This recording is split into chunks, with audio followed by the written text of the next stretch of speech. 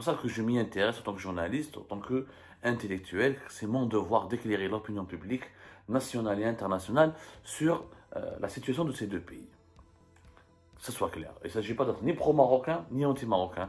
Il ne s'agit pas d'être ni pro-algérien, ni anti-algérien. Il s'agit de faire du journalisme en toute indépendance, en toute liberté, en travaillant sur les faits, rien que les faits, en faisant preuve du maximum d'objectivité et de professionnalisme.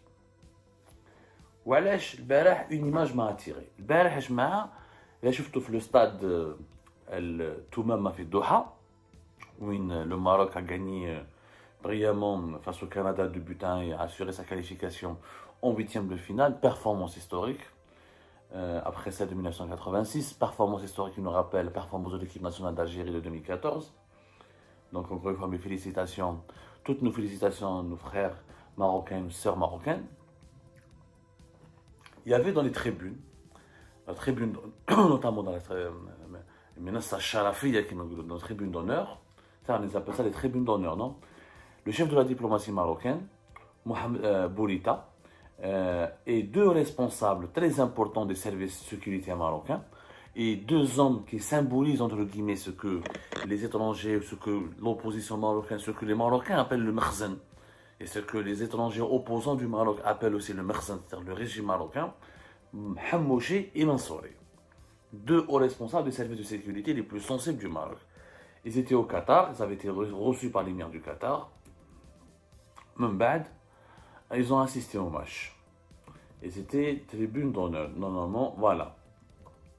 C'était des tribunes d'honneur au niveau du stade. Chef le match, etc. Et la caméra s'est longtemps attardée sur ces personnes-là. Et nous les avons vus exulter, etc., sauter en l'air, etc. Ils avaient un comportement. On va flairé de Doha, certaines images. Flairé de Doha, chef Nasser Bourita, ou Abdellatif Hammouchi, ou Yassine Mansouri, dans les rues de Doha, parler avec les gens, les supporters marocains, etc. Qui sont-ils ces gens-là? Abdellatif Hammouchi, c'est pratiquement l'équivalent du général Toufik en Algérie. C'est l'équivalent du général Toufik en Algérie, sauf que Abdellatif Hammouchi, il est âgé de 56 ans. Il est à la fois le directeur général de la police marocaine, on appelle au Maroc la Direction Générale de la Sûreté Nationale, la DGSN, comme on l'appelle en Algérie, la DGSN, la même chose. Il dirige à la fois la police marocaine, la DGSN, il dirige le renseignement intérieur au Maroc.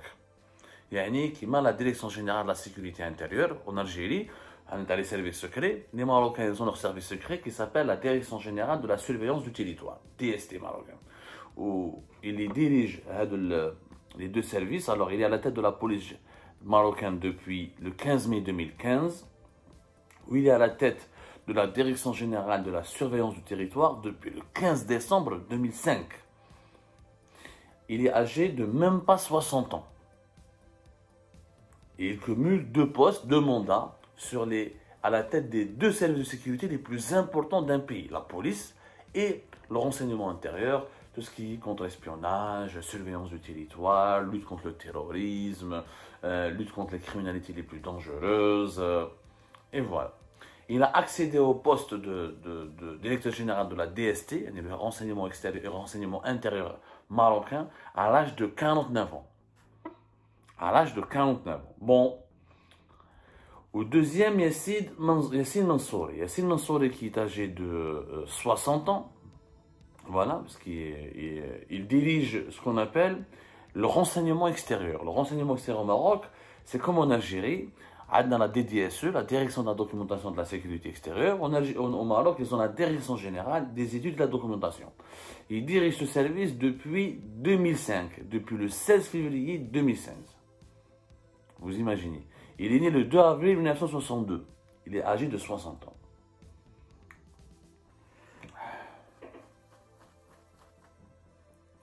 Choufou, les deux ans, âgés de moins de 60 ans pratiquement, ils dirigent leur poste, les services secrets, et la police, pour Abdullah Hammouchi, clairement Hammouchi plus puissant que Yassine Mansouri, mais Yassine Mansouri reste quand même un gars très puissant au Maroc. C'est les deux piliers de ce qu'on appelle le Mekhzen, c'est-à-dire les deux responsables des services secrets, des services de sécurité les plus importants du royaume du Maroc. Donc on les considère comme pratiquement les oreilles du roi du Maroc. Ou ont une influence infinie. Leur présence au stade déjà est un signe c'est très rare dans un pays arabe, affiche, ou là d'un pays qui est en tout cas, c'est très rare, franchement. C'est très rare de voir un pays arabe ou un pays africain où les responsables des services secrets apparaissent comme ça en public, en costume, ils guessrou, les supporters, ils regardent un match de football. Moi, le général Toufer, il aimait beaucoup le football, mais on ne l'a jamais vu en 2010. On l'a en 2014 dans un match de Coupe du Monde. Je finis le général Toufer, il a assisté avec les supporters, il se prend en photo. Non, le général Toufer, on n'avait pratiquement pas d'image. Les rares images qu'on commençait à voir, c'était à partir de 2018-2019. Surtout depuis 2015, son départ, son limogeage. Les quelques images qu'on avait remontaient au début de sa carrière, au début des années 90. Pour la DGSN, Abdelghani Hamel, on avait un patron de 2010 à 2018, un patron emblématique qui aimait les médias, qui aimait s'afficher, etc. Et encore, on ne le voyait pas très beaucoup dans des situations comme ça, avec des supporters de football, dans des matchs de football, même si lui, ici, il aimait beaucoup le sport, il aimait beaucoup le football. Bon, sauf qu'Abdelghani Hamel, maintenant, il est en prison depuis 2019. Le général Toufer, il a été mis en prison en 2020, en 2019 et en 2020, où il est maintenant à la retraite. Qu'est-ce qu'il a de principal? Des images, la participation de Mansour et de Hamouchi à la célébration des supporters du Maroc, de la victoire du Maroc, leur présence au stade, la manière avec laquelle ils ont traité avec les autorités qataries, leur médiatisation, le fait qu'ils s'affichent à visage découvert, avec une attitude décontractée, traduit quoi? Traduit une stabilité, vraiment une certaine stabilité qui est une spécificité marocaine. La principale, et qui constitue la principale différence avec l'Algérie. Au Maroc, tu as deux gars qui sont en poste depuis 2005, voire plus, depuis pratiquement 20 ans. Alors Yassine Mansour, il est en poste depuis 2005. Abdellatif Hamouchi, il est en poste depuis 2005 pour le renseignement intérieur. Hakim la police depuis 2015. Depuis 20 ans, pratiquement, 2005, 15 ans plutôt, 17 ans, on a hakmé leur poste. Ils n'ont pas bougé. Ils n'ont pas bougé. L'Algérie, en 2 ans, 2019-2022, le renseignement intérieur, le renseignement extérieur a été touché par beaucoup de changements, de crises, des séries d'emprisonnement, des arrestations, un clan y un clan y aura. Et comparé avec le Maroc, où vous avez deux bonhommes, âgés de moins de 60 ans, bien sûr, tous ces généraux dont je viens de vous parler sont âgés de plus de 60 ans, 70 ans, 75 ans, plus de 70 ans pour Mohamed Jabbar, plus de 70 ans pour Mohamed Général Mahfoud, plus de 60 ans en tout cas pour Bouzid, pour plus de 60 ans, plus de 65 ans même pour Jamal Khan Mejdoub. باش نفهموا مليح. وشوفوا la différence مع le voisin marocain, où l'âge des dirigeants des services secrets est beaucoup plus jeune et la stabilité. Ils sont en poste depuis 2005, ils n'ont pas bougé. Ils n'ont pas bougé, Ajma. Ils n'ont pas bougé.